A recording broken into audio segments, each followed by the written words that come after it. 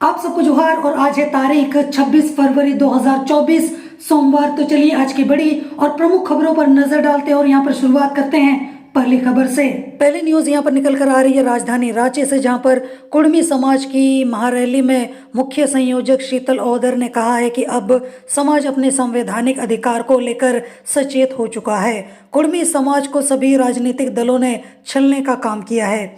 आज़ादी के बाद यहाँ पर कांग्रेस पार्टी ने कुड़मी जनजाति को धोखे में रखकर अनुसूचित जनजाति की सूची से हटाया।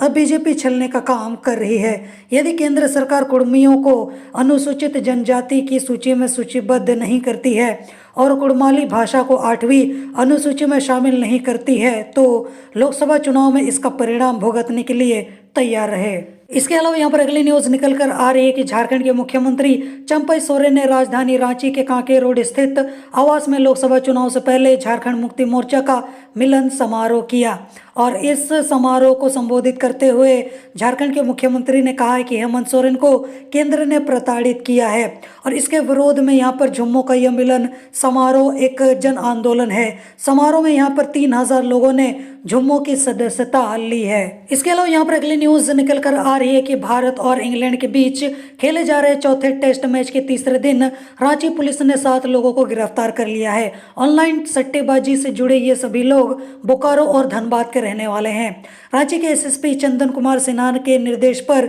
यह कार्रवाई की गई है। एसएसपी ने रविवार 25 फरवरी को प्रेस कॉन्फ्रेंस करके यह जानकारी दी है। इसके अलावा यहाँ पर अगली न्यूज निकल कर आ रही है साहिबगंज से, जहाँ पर झारखंड के सीएम चंपई सोरेन ने साहिबगंज जिले के बरहेट प्रखंड स्थित भोगनाडीह में आयोजित अबो आवास योजना कार्यक्रम में साहिबगंज गोड्डा एवं पाकुड़ के 24,532 लाभुकों को स्वीकृति पत्र यहाँ पर सौंपा। उन्होंने डीबीटी के माध्यम से पहली किस्त की राशि के रूप में 73,59,60,000 रुपए का हस्तांतरण किया। इसके अलावा यहाँ पर अगली न्यूज निकल कर आ रही है लातेहार से, जहाँ पर लातेहार के बरियातू थाना क्षेत्र में अपराधियों का मनोबल इतना बढ़ गया है कि अपराधियों ने एक युवक को उसके बेडरूम में घुसकर गोली मार दी है।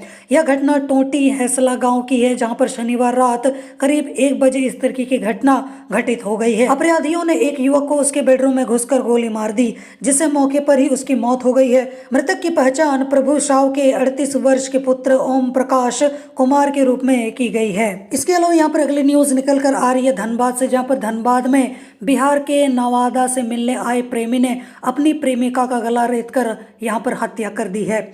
घटना के बाद उसे गंभीर अवस्था में अस्पताल में भर्ती कराया गया।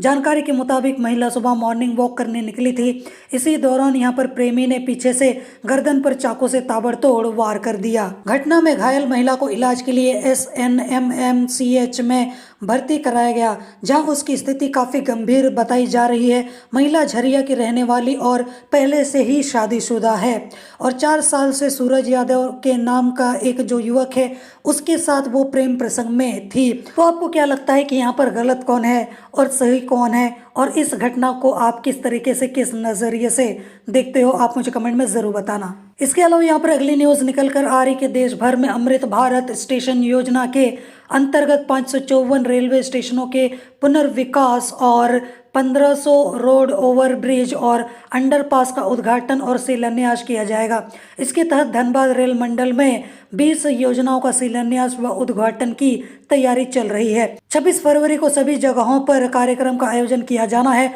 हर जगह पर उद्घाटन व शिलान्यास कार्यक्रम का लाइव प्रसारण के साथ ही कार्यक्रम स्थल पर मौजूद लोग सीधे तौर पर जुड़ेंगे। यह जानकारी धनबाद रेल मंडल के DRM कमल किशोर सिन्हा ने रेल मंडल प्रबंधन कार्यालय के सभागार में शनिवार को प्रेस कॉन्फ्रेंस के जरिए यहाँ पर जानकारी दी है। इसके अलावा यहाँ पर अगली न्यूज निकल कर आ रही है ट्रांसफर पोस्टिंग को लेकर, जहां पर झारखंड की राजधानी रांची में पुलिस कर्मियों का तबादला हुआ है। रांची के वरीय पुलिस अधीक्षक SSP ने 5 पुलिस कर्मियों का तबादला कर दिया है। बाबूराम भगत को हिंदपीढ़ी थाना का यहाँ पर प्रभारी बना दिया गया है। वहीं खुशबू वर्मा को महिला थाना बुंडो का प्रभारी बनाया गया है। SSP कार्यालय ने इसका आदेश जारी कर दिया है। इसके अलावा यहाँ पर अगली न्यूज निकल कर आ रही है जैक बोर्ड पेपर लीक मामले को लेकर, जहाँ पर इंटरमीडिएट केमिस्ट्री का जो पेपर है वो लीक हो गया है। इस तरीके की यहाँ पर खबर सामने निकल कर आई थी। तो वाकई में पेपर लीक हुआ भी है या फिर नहीं, अब यहाँ पर जैक बोर्ड जो है वो खुद इसकी पड़ताल करेगा और यहाँ पर जो सच्चाई है उसको सामने लाकर रखेगा। और अगर यहाँ पर परीक्षा केंद्र से जो प्रश्न पत्र लीक हुआ है, ऐसी खबर निकल कर आई है, और अगर सच में वहीं से लीक हुआ है तो वहाँ के केंद्र अधीक्षक पर यहाँ पर कड़ी कार्रवाई की जाएगी। इस तरीके से यहाँ पर आश्वासन दिया जा रहा है और अगले सप्ताह तक जो जांच की प्रक्रिया है उसको पूरा भी कर लिया जाएगा। इसके अलावा यहाँ पर अगली न्यूज़ निकल कर आ रही है बोकारो गोमिया से, जहाँ पर गोमिया के कोदवाटा हंड गांव में जंगली हाथी ने एक बुजुर्ग को यहाँ पर पटक कर मार डाला। इसके अलावा यहाँ पर एक महिला को हाथी ने सूंड से उठाकर फेंक दिया, जिसकी वजह से वो गंभीर रूप से घायल हो गई।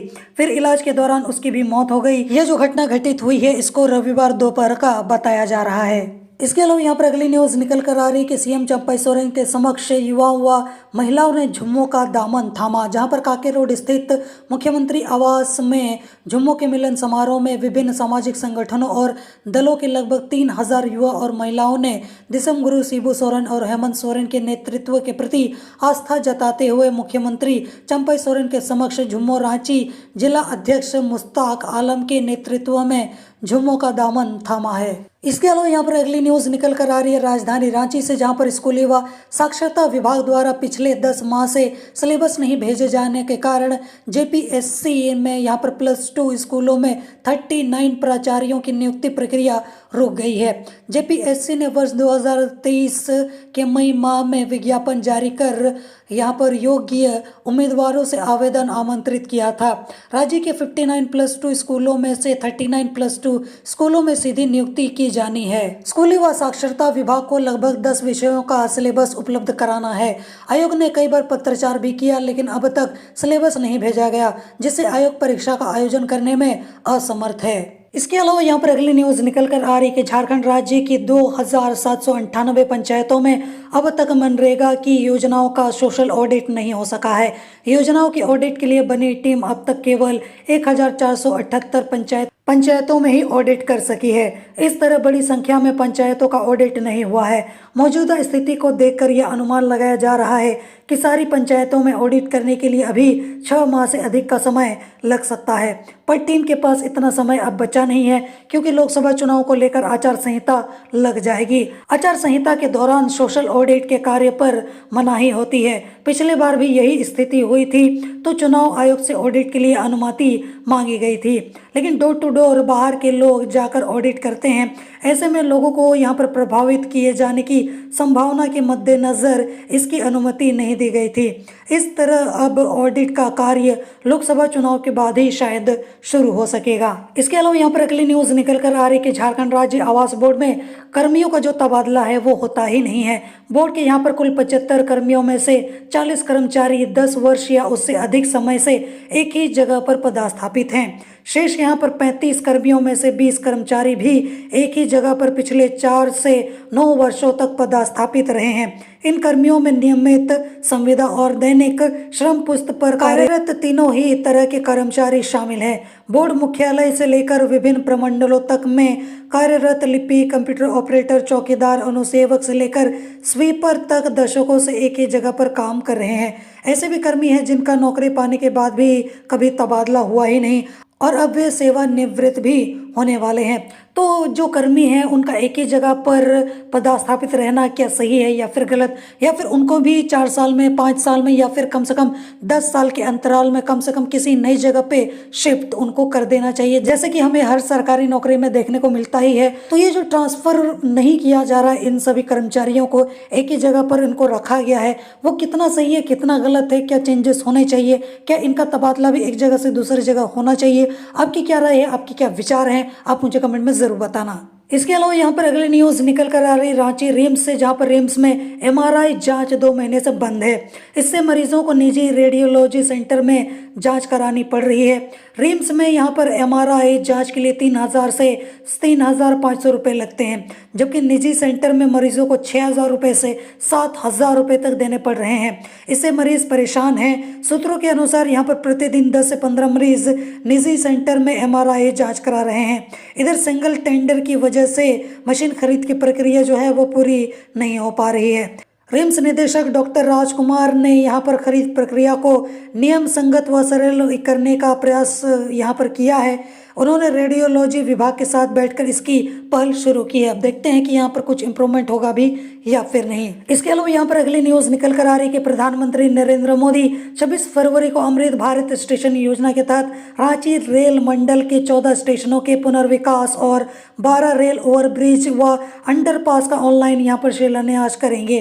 इस पर करीब यहाँ पर 397.6 करोड़ रुपए खर्च होंगे। इसके अलावा यहाँ पर अगली न्यूज निकल कर आ रही है कि अवैध बालू खनन मामले में एनजीटी ने यहाँ पर 3 विभागों को भेजा है नोटिस। एनजीटी ने झारखंड राज्य प्रदूषण नियंत्रण बोर्ड, केंद्रीय प्रदूषण नियंत्रण बोर्ड, झारखंड वन विभाग और सिया के सदस्य सचिव को 2 माह के अंदर रिपोर्ट देने को कहा था। अब देखते हैं कि इस नोटिस के बाद वो कितना जल्दी यहाँ पर रिपोर्ट देने वाले हैं। इसके अलावा यहाँ पर अगली न्यूज निकल कर आ रही है कि झारखंड भाजपा की कोर कमेटी व चुनाव समिति का गठन कर लिया गया है। कोर कमेटी में प्रदेश भाजपा अध्यक्ष बाबूलाल मरांडी, नेता प्रतिपक्ष अमर बावरी, संगठन महामंत्री करमवीर सिंह, पूर्व प्रदेश अध्यक्ष दीपक प्रकाश, केंद्रीय मंत्री अर्जुन मुंडा और अन्नपूर्णा देवी, प्रदेश प्रभारी लक्ष्मीकांत वाजपेयी, क्षेत्रीय संगठन महामंत्री नागेंद्र त्रिपाठी, दिनेशानंद गोस्वामी, विधायक नीलकंठ सिंह मुंडा, राज्यसभा सांसद समीर उरांव और विधायक अनंत ओझा को शामिल किया गया है।